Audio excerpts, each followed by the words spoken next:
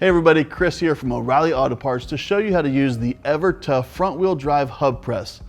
Part number is 67032. You can use this tool to press out CV shafts to remove the front hubs from front wheel drive vehicles. It can also be used with the slide hammer set, part number 67031, to remove the hubs from the spindles in some applications. We'll be focusing on pressing CV shafts out of the hubs in this video. The front wheel drive hub press is one of over 80 tools we have available in our Loaner Tool program.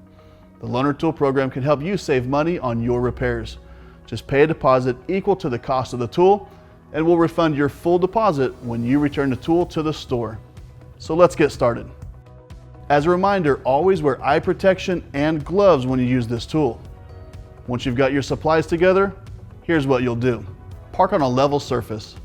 Lift and support your vehicle according to the manufacturer's specifications.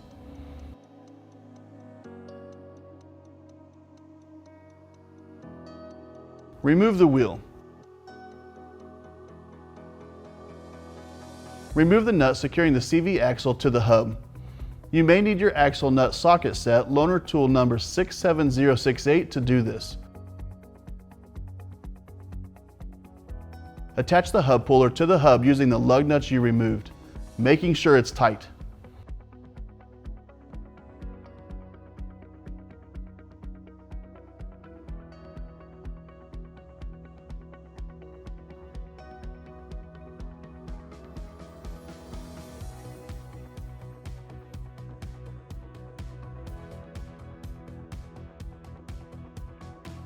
Use a 3/4 inch or 19mm wrench or ratchet socket to turn the shaft clockwise and apply pressure to the axle shaft until it's pressed all the way through the hub.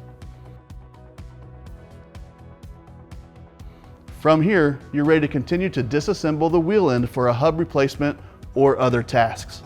And that's it. If you found this video helpful, be sure to subscribe to see all our new content.